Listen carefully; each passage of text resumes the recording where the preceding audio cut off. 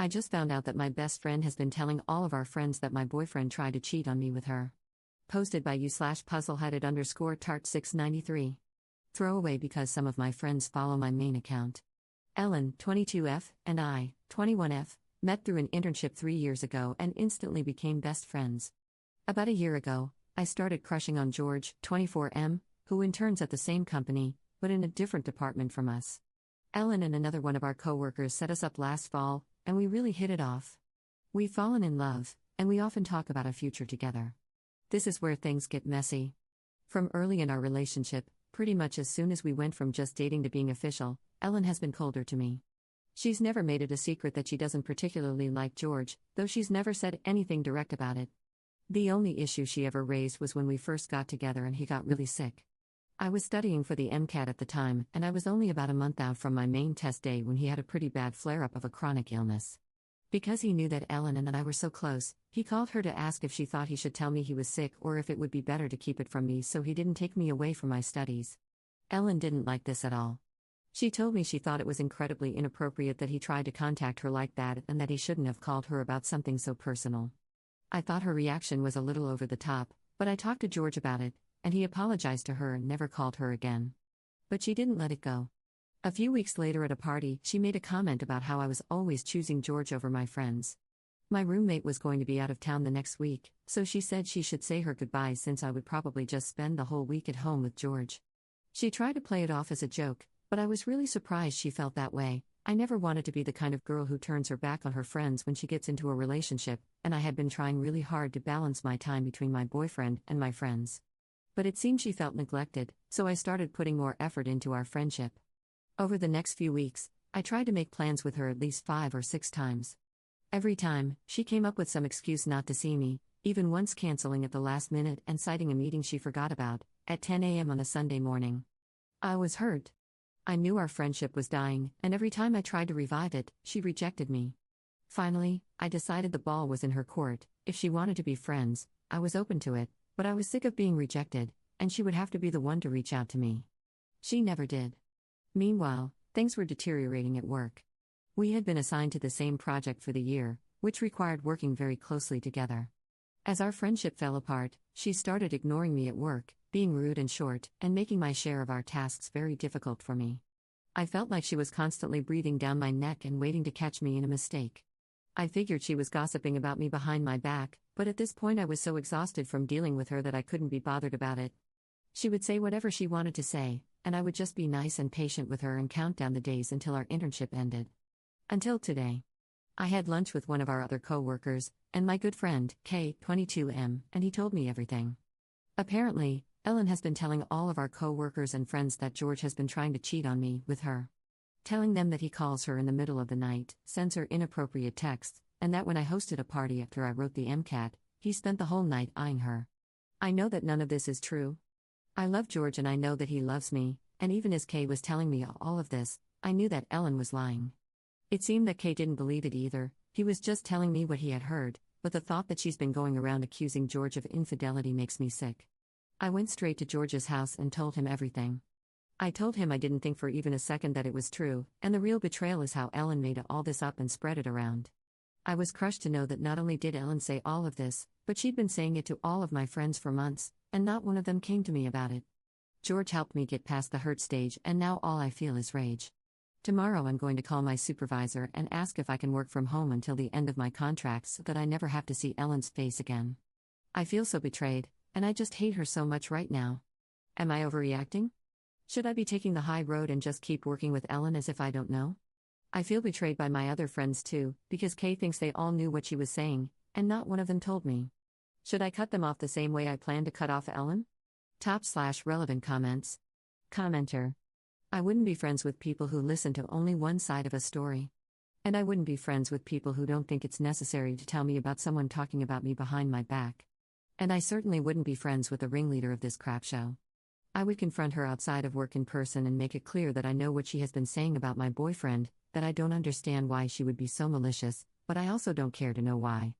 I would tell her that I am only tolerating her presence at work because I won't ruin my career for her, but if she continues to cause drama, talk about me, or make my job harder than she already has, then I will report her to my manager and HR. I would tell her there is zero chance of reconciliation between us, and she needs to act like a professional adult in the workplace and pretend she doesn't know me outside of work. I would then block her. As for the rest, I just wouldn't engage with them. There's little value in confronting them, but if they ask me, I'd let them know I know and no longer consider them to be loyal to me, and therefore are not my friend. Block and move on. Commenter 2. Have you given any thought that what she was saying was true? What did your boyfriend say about it all? Offer to show texts, etc.? Obviously playing devil's advocate here, and either way, a real friend would tell you directly about your man acting out, not gossiping, so no judgment on cutting ties with her. Op's response. I really don't think it could be true. George has offered a number of times to let me go through his phone, which I've declined because I really do trust him, and we both agree that the accusations are absurd. He's never been anything but completely honest with me, and he's been saying for weeks that I should drop Ellen because he doesn't like the way she's been treating me. I don't want to contact her about it right now because honestly, I'm just so angry, and like you said, if there was any truth to it and if she was ever my friend at all, she should have come to me about it directly. I also don't think Kay would lie about something like this. He's not the kind of person to make up rumors, and there's no way he would have known that George called Ellen if she hadn't told him, albeit a twisted version. Commenter 3. Keep working with Ellen and do not talk to your supervisor about this. You are almost at the end of your internship. I assume you will want a good reference from the supervisor. Do not jeopardize a professional reference because of Ellen. Keep it professional and separate. I don't think you need to cut off your other friends. This could be inaccurate as to who knew what. Don't expend all this energy trying to refute something Ellen said. It makes you look immature and insecure. Live your best life with George, and that will be the best proof of her lies. Update 1 year later. 1 year later, I can't believe that I'm still learning more about all the ways Ellen tried to ruin my life. I'll start with the good news first. Our internship ended without much fanfare. I didn't, as many comments suggested, contact HR or confront Ellen. I did contact our direct supervisor and told him that our personal relationship had deteriorated and that it had caused some hostility on her part at work, giving specific examples of issues in the workplace without getting into the weeds of the personal pettiness that was going on. He was incredibly understanding and accommodating. I worked from home the rest of the summer, received a glowing recommendation from him, and got hired at our company in my top choice department fresh out of my internship while I finished my degree and applied for medical school.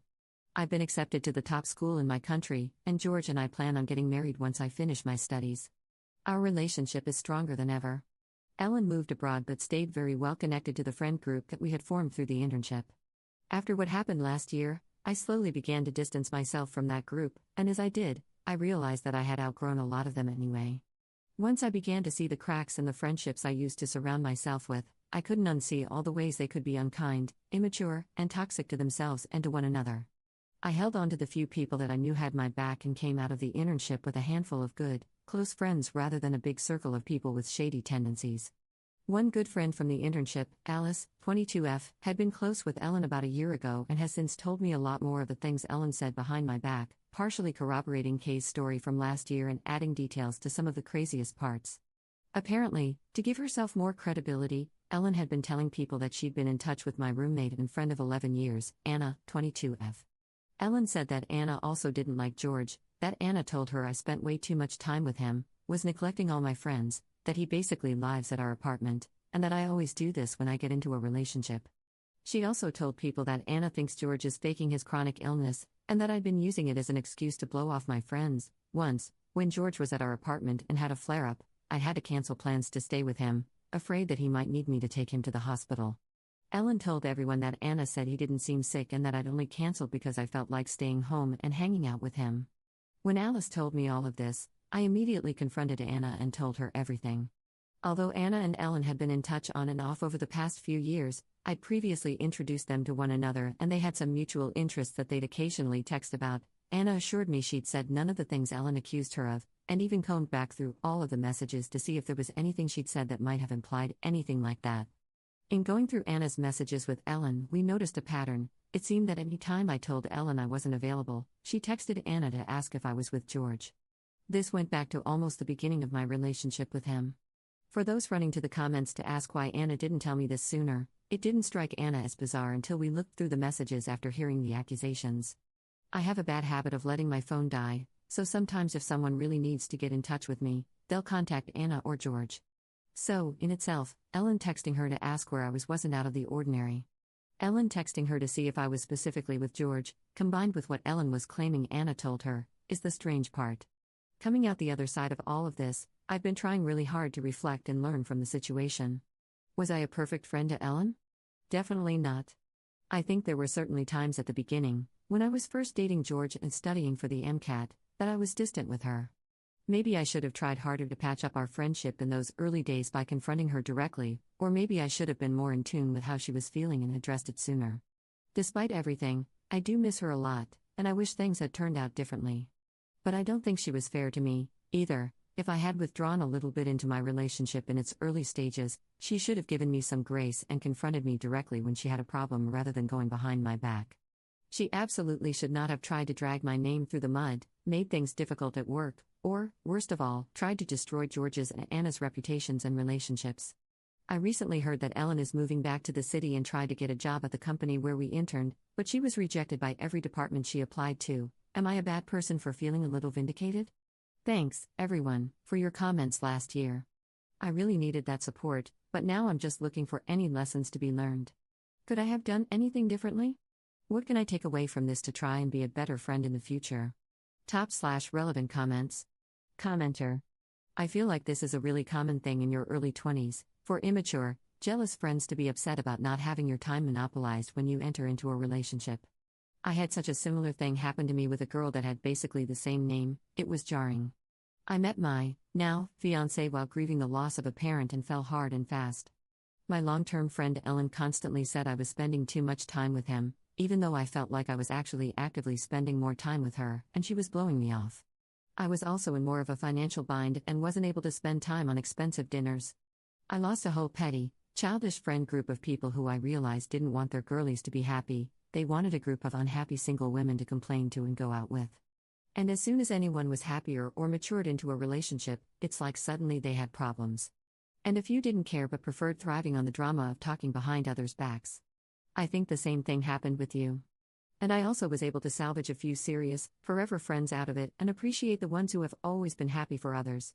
This changes when you develop into your mid to late 20s and people mature. A lot of people understand how to balance friendships with other parts of their life and are happy to see their friends succeed rather than viewing it as competition or as a reflection of what they feel is lacking. Commenter 2. I couldn't unsee how everyone there was so unkind and immature. Right before you make the choice to leave a friend group, you see this happening in front of you, and it leaves you thinking about why you even chose to hang out with them to begin with. The very first friend group I made in uni was like this. I had been feeling off about them for a while, but one thing cemented my feelings about them. A father struggling to make ends meet accidentally transferred a part of his son's school fees to one of the guys in the friend group, some mix-up at the bank, I think, and contacted the guy crying, asking him to transfer the money back. This guy laughed at the dad, blocked the number, and proceeded to promptly spend that amount of money in a week. And he told us this while laughing. I was the only one who was horrified at what he did. I honestly was furious. That is money the dad had worked so hard for. He had the audacity to do that. You do not realize the actual worth of money until you've got to grind hard for every penny. Everyone else found this hilarious. That gave me the worst feeling ever. Anyway, the dad luckily initiated a chargeback at the bank, and then this guy had to run from one person to another, borrowing money.